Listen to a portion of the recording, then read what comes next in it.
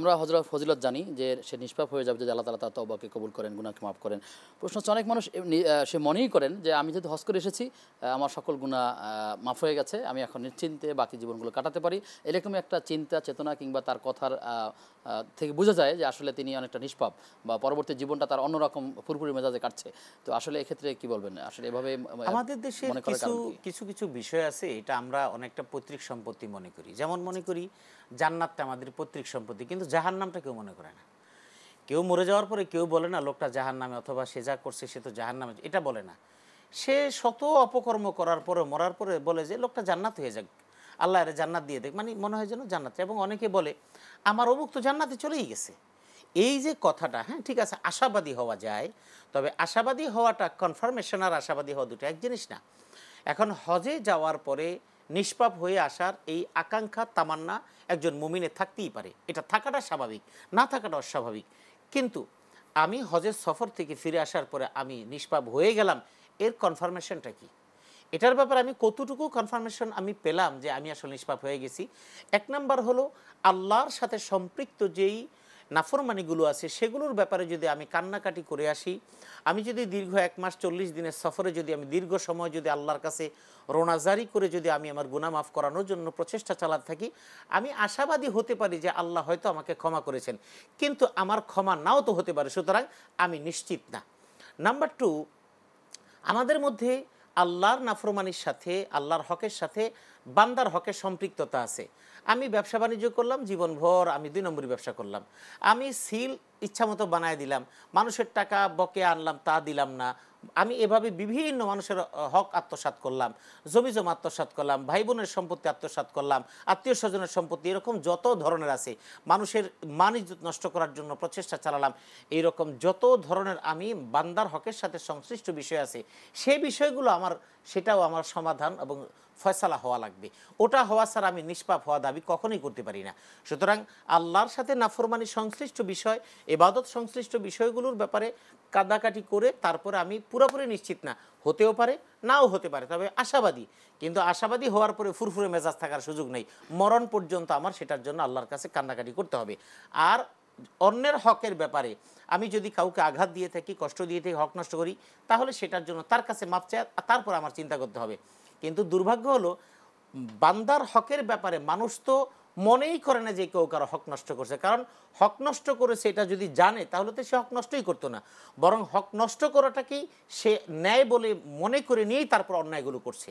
এই ক্ষেত্রে আলেম বলেন, ইমাম বলেন, খতিব বলেন, প্রফেসর বলেন, গানের লোক বলেন, নাচের লোক বলেন, মডেল বলেন, নায়িকা বলেন, নায়ক বলেন, সবাই সমান, একদম সবাই সমান। সম্পদের বেলায়, হকের বেলায় এখানে কোনো আলেম, মুহাদ্দিস, মুফতি, পীর সাহেব কেউ নেই। আপনি খবর নিয়ে দেখেন, তো থাকেই, অর্থাৎ ডিফারেন্ট হাতে গোনা কিছু, কিন্তু আপনি খবর নিয়ে দেখেন। আমি এখানে বললাম, আমার এই কথা শোনার পর অনেকেই হয়তো চিন্তা করবে, আমি আপনাদের দৃষ্টি আকর্ষণ করে বলছি, আপনারা মেহেরবানি করে যদি আপনি কোনো পীরের মুরিদ হন, তাহলে ওই পীর সাহেবের দরবার আপনি খোঁজখবর নেবেন ঘনিষ্ঠভাবে, অন্ধভাবে না, যে পীর সাহেব এবং তার বংশধরেরা তার ওয়ারিসানদের সম্পদ ঠিকমতো দিয়েছে কিনা। কোনো আলেম যদি হন, তাহলে আলেমের পরিবারে আপনি আভ্যন্তরীণভাবে খবর নেবেন, ওই আলেম পরিবার বাহিরে যত আল্লাহওয়ালা আলখাল্লাওয়ালা হোক না কেন, আপনি খবর নিয়ে দেখবেন তিনি তার অন্যের হক দেওয়ার ক্ষেত্রে পরিপূর্ণ করেছে কিনা।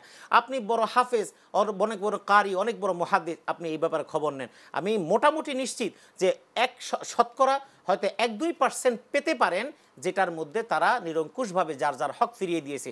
বাকি 98-99%-এর মধ্যে ভেজাল আছে। জুব্বায় কোনো কমতি নেই, দাড়িতে কোনো কমতি নেই, টুপিতে কোনো কমতি নেই, কিন্তু হক দেওয়ার ক্ষেত্রে তাদের যথেষ্ট গরিমসি আছে এবং যথেষ্ট বাটপাড়ি আছে। সুতরাং নিষ্পাপ হওয়ার বিষয়টা এটা আপেক্ষিক, এটা হলো আল্লাহর হক, বান্দার হক, দুটো হকের ব্যাপারে চূড়ান্ত সমাধান হওয়ার আগ পর্যন্ত কোনো বান্দা নিজেকে নিষ্পাপ মনেই করতে পারে না, দাবি করা তো প্রশ্নই ওঠে না। সম্পর্ক হচ্ছে যে আপনার যে বক্তব্য তাতে মনে হচ্ছে যে লেবাসওয়ালা, দাড়িওয়ালা তাদের কি খুব আপনি টার্গেট করে কথা বলছেন, এর বাইরেও তো অনেক বিরাট এক জনশক্তি আছে। আমি কিন্তু আগেই বলেছি, এখানে নায়িকা, গায়িকা, মডেল, অভিনেতা, অভিনেত্রী, গানের লোক, নাচের লোক, সবগুলো তো আলোচনায় আসে না আসলে। হ্যাঁ, এই সমস্ত লোক বলছি, অর্থাৎ সমস্ত লোকের মধ্যে। এবং যেহেতু আমাদেরকে সমাজের মানুষ মনে করে আমরা জান্নাত থেকে পালিয়ে আসা কোনো মানুষ, আমাদেরকে এটা মানুষ মনে করে, কিন্তু আমি সেজন্যই স্পেসিফিক বলেছি, ওই গানের লোক, নাচের লোক, অভিনয় মঞ্চের লোক, মদ খাওয়া লোক, গাঁজা খাওয়া লোক, তাদের সাথে সাথে আমাদের দিকে একটু খেয়াল করবেন, আমাদের মতো লোকগুলোর দিকে খেয়াল করবেন। এরকম বহু কিছু ঘটে, কারণ বাংলাদেশে এ পর্যন্ত যত দুর্নীতিগ্রস্তরা পত্রিকায় ফ্লাশ হয়েছে আমাদের চোখের সামনে, অধিকাংশ বিশাল বড় দাড়ি রেখে এটা ব্যবহার করে সে, ওটা পোশাকের দোষ না। আমরা সেদিক যাব না, আমরা সেই দরবেশের কথাও জানি যারা মানুষের লক্ষ লক্ষ টাকা কোটি কোটি টাকা বিলিয়ন টাকা তারা মেরে দিয়েছে। এই পোশাকের দোষ না, সুন্নতের দোষ না। এই পোশাক এবং সুন্নত, এই লেবাসটাকে যেহেতু মানুষ মনে করে যেটাকে শ্রদ্ধার পাত্র, রাসূলুল্লাহ সুন্নাহ, এটাকে ধরে এই কিছুদিন আগে আমরা এই যে নতুন সরকার, এই অন্তর্বর্তী সরকারের এখানে এনটিসিবি যে পাঠ্যপুস্তক এনসিটিভি পাঠ্যপুস্তক বোর্ডের, সেখানে একজন দেখি অল্প বয়সী পাগড়িওয়ালা দাড়িওয়ালা অল্প বয়সী একটা ছেলে, সে 400 কোটি টাকা অলরেডি পাকার করে নিয়েছে, অথচ এই পোশাকটা এটা হলো ধান্দাবাজ। ওকে যদি অপরাধী এটা যদি সাব্যস্ত, ওকে তো জাতির সামনে ওকে একেবারে প্রকাশ্যে শাস্তি দেওয়া দরকার, কিন্তু এই বিষয়গুলো আমরা এড়িয়ে যাই। অর্থাৎ এরকম বহু হয়েছে, নাম বলতে নাম অনেক বলা যাবে, কিন্তু আমরা নাম নিচ্ছি না। আমরা এরকম বহু ব্যক্তিকে দেখেছি যাদের পোশাকে আশাকে কপালে কালো দাগ এখান থেকে এই পর্যন্ত, এবং এই বাংলাদেশের শীর্ষস্থানীয় ব্যবসায়ী যারা নাকি বাংলাদেশের কয়েকটি ব্যাংক একাই লুটপাট করে দিয়েছে, তাদের কপালে তাহাজ্জুদের কালো দাগ রয়েছে, এবং তারা বাংলাদেশেরই তথাকথিত সেলিব্রিটিদের কাছে তাহাজ্জুদের মাসআলা জিজ্ঞেস করে তারা তাহাজ্জুদ ঠিকঠাক মতো আদায় করে, কিন্তু বাংলাদেশের ব্যাংকগুলো লুটপাট করে খেয়ে গিয়েছে। এখন আপনি কি বলবেন তাহলে? তার মানে হলো, এবং জীবন বাঁচাতে নাকি জান বাঁচানো ফরজ, সেক্ষেত্রে তারা দাঁড়িয়ে কেটে তারা নদীর মধ্যে, মিথ্যা কথা, এগুলো সম্পূর্ণ মিথ্যা কথা। এই জন্য যারা তাদের টাকা খায়, যাদেরকে দেওয়া হয়, যারা এগুলো সবাই সম অপরাধী।